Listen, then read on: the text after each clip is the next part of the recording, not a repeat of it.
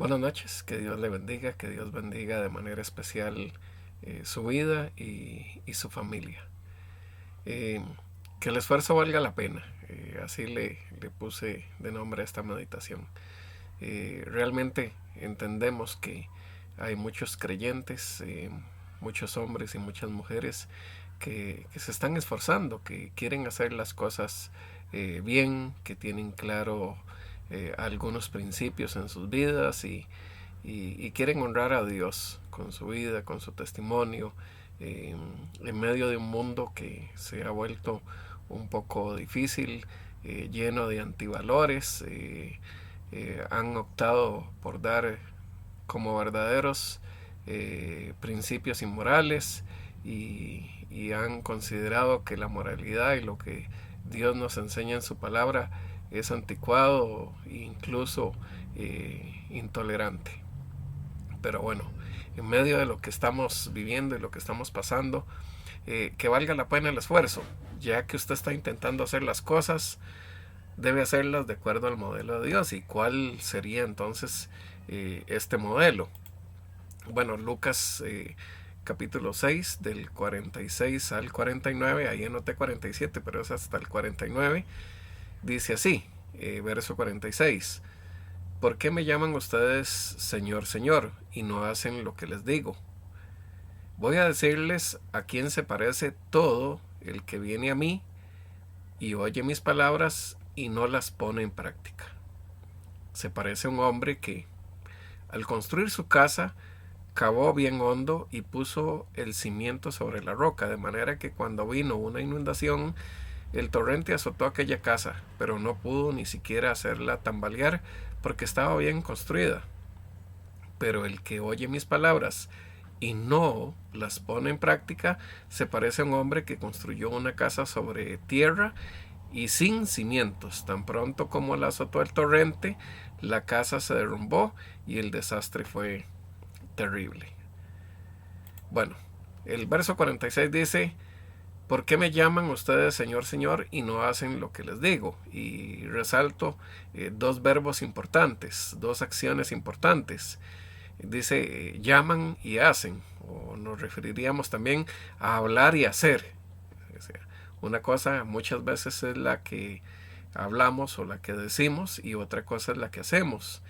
Y aquí es donde empieza un tremendo conflicto, porque resulta que tiene que ser similar, debe ser igual lo que hablamos y lo que hacemos. No puede llevarse la contraria en ninguna de las dos acciones. Así que el principio en el verso 46, llaman y hacen, hablar y hacer. Eh, Vivimos un tiempo en el que escuchamos dobles discursos.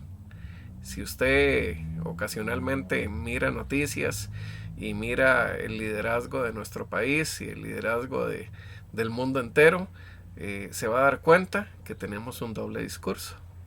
Escuchamos algunas cosas ahí, pero vemos que las acciones son contrarias. No es lo que están diciendo compatible con lo que están haciendo. Entonces, la credibilidad se va destruyendo porque van ensuciando el buen nombre. Hoy si hablamos de una profesión como la política, muchos dicen no, esa profesión no me gustaría porque la tienen relacionada con algo que no está bien, con algo corrupto, con algo que no está acorde lo que se dice con lo que se hace. Entonces destruimos o ensuciamos una profesión con un doble discurso. Destruimos o dañamos una familia, nuestra vida, la iglesia, el testimonio. En otras palabras, pues ensuciamos el buen nombre de nuestro Dios y ensuciamos el principio de la palabra. La Biblia como tal es ensuciada con nuestras acciones cuando hablamos una cosa y hacemos otra completamente diferente. Cuando nuestras palabras no tienen coherencia con nuestras acciones, la credibilidad se arruina. Y eso es lo que ahora sucede. Hay, no todos, pero hay algunos que tienen un doble discurso y han arruinado la imagen de los otros, que sí se han esforzado, que sí han intentado hacer las cosas con honradez y con buenos principios. Entonces, veamos qué importante es hablar y hacer de manera compatible. En el verso 47 dice: voy a decirles a quién se parece todo el que viene a mí y oye mis palabras y las pone en práctica. O sea, ¿viene a quién? Bueno, a Jesucristo.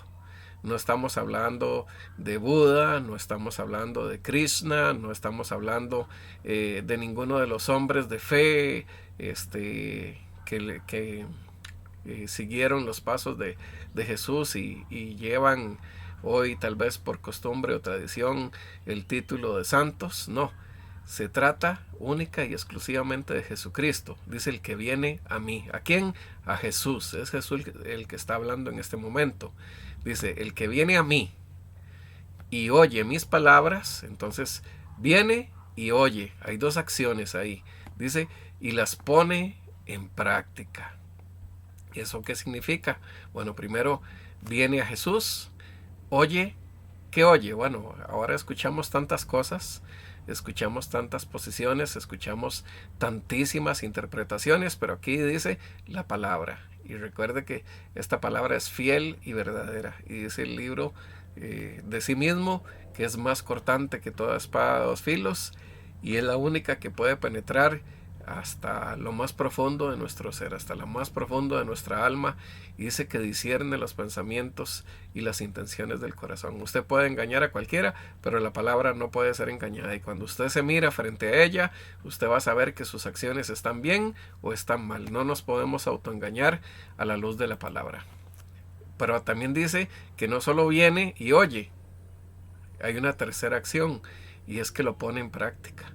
No sirve de nada memorizar, o no sirve de mucho memorizar si no lo pones en práctica. No sirve de mucho que dediques minutos del día diariamente, concienzudamente, y resulta que no lo pongas en práctica. No, tiene que ser puesto en acción.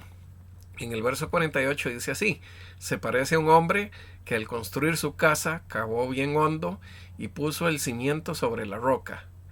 De manera que cuando vino una inundación, el torrente azotó aquella casa, pero no pudo ni siquiera hacerla tambalear porque estaba bien construida. ¿Cómo estaba? Bien construida. ¿Por qué estaba bien construida? Bueno, porque esta persona tuvo el cuidado de cavar bien hondo y poner el cimiento sobre la roca. ¿Qué significa? Que este hombre tuvo que cavar mucho. Y la palabra de Dios dice que nosotros, usted y yo, somos llamados a escudriñar las escrituras. La palabra que ahí originalmente se escribió, lo que quiere decir es que debemos profundizar en la palabra. No es una lectura superficial. Usted y yo tenemos que esforzarnos en saber qué es lo que Dios nos está diciendo a través de su palabra. No solo leerla. Si ya es una gran lucha leerla, ahora yo le pongo una lucha más que leerla. Usted debe esforzarse por entender qué es lo que Dios quiere decir, qué es lo que Dios tiene para usted. Y esa palabra, tal vez escrita hace más de 2000 años o hace 4000 años, usted pueda decir: bueno, Dios, ¿qué tiene esta palabra para mí? ¿Qué es lo que me enseña esta palabra? Bueno, dice que él cavó bien hondo y puso el cimiento sobre la roca. Aquí se refiere a Jesucristo, es sobre el cual está fundada la iglesia. Se refiere a Jesucristo, sobre el cual está fundada la salvación del hombre. El rescate del hombre fue fundado sobre Jesucristo. No hay ningún otro nombre bajo el cielo dado a los hombres por el que podamos ser salvos. En el verso 49 dice: pero el que oye mis palabras y no, y ahí le resalté bien llamativo en amarillo el no. ¿Por qué? Dice: porque este que no pone en práctica. Ahora, ¿él oyó o no oyó? No, el verso dice que él escuchó las palabras, pero no las puso en práctica. Pero el que oye mis palabras y no las pone en práctica, se parece a un hombre que construyó una casa sobre tierra y sin cimientos. Tan pronto como lo azotó el torrente, la casa se derrumbó y el desastre fue terrible. Una tremenda pérdida. En resumen, bueno, los dos hombres hicieron una inversión. La inversión de sus casas, paredes, piso, techo, los acabados, la pintura, los detalles decorativos, la amueblaron, pero la construcción de ambos enfrentó torrentes y tormentas, podríamos decir pruebas, circunstancias, situaciones contrarias. Ambos enfrentaron las mismas luchas, ambos enfrentaron las mismas batallas, pero solo una construcción sobrevivió. Quien construye una familia, que construye una vida de santidad, recuerde que usted y yo, según la palabra, somos llamados a vivir una vida de santidad. Es más que recibir a Jesucristo como Señor y Salvador de nuestras vidas. Somos llamados a vivir una vida de santidad. Construyendo acciones para la eternidad. Claro que sí, estamos hablando dónde quieres pasar tu eternidad. ¿La quieres pasar en la presencia del Señor, donde Él ha preparado lugar para ti, o la quieres preparar en el infierno que fue preparado para Satanás y sus ángeles? No fue para usted. Pero si usted quiere pasarlo ahí, entonces es su decisión, porque estás construyendo erróneamente. Ahora, solo tiene un plano, solo tiene un diseñador y solo tiene un arquitecto. La Biblia dice que Dios es nuestro arquitecto, Dios es nuestro diseñador, es su plano. Y la lectura de la palabra y el poner en práctica la palabra nos corresponde a usted y a mí. Ahí está el diseño, ahí está el modelo que Dios estableció. Usted no necesita ninguna ayuda adicional.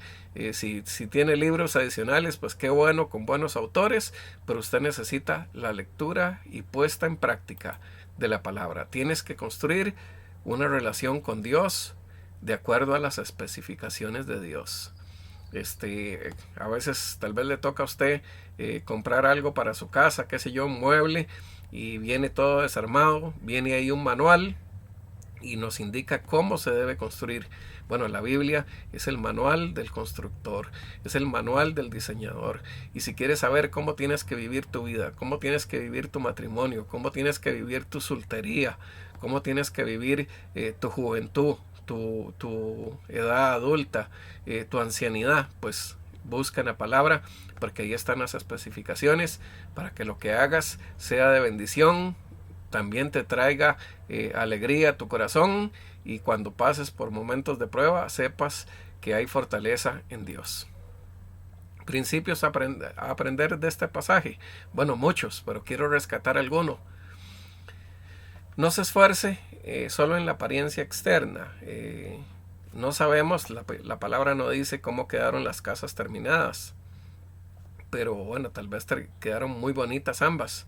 Sin embargo, no fue suficiente la parte externa. Tienes que poner tu fundamento en Dios, de acuerdo al modelo que Él estableció. Solo hay un nombre por el cual usted y yo podamos ser salvos, y ese es Jesucristo. Lea su Biblia, póngala en práctica. No se trata de que recitemos, se trata de que vivamos. Estamos ensuciando su palabra con nuestras acciones. Alguien me contaba que había tenido un sueño en el cual le indicaban que había un lugar donde había Biblias botadas, y la mayoría estaban llenas de barro y eran bonitas, pero todas estaban cubiertas de barro, y unas pocas se encontraban limpias. Lo que usted y yo como creyentes estamos haciendo con nuestro testimonio es ensuciando la palabra, es ensuciando lo que Dios dejó para que otros sean salvos. Que no seamos usted y yo piedras de tropiezo. Que Dios le bendiga, que Dios bendiga a su familia de manera especial en este día o en esta noche, dependiendo la hora en la que nos estés viendo.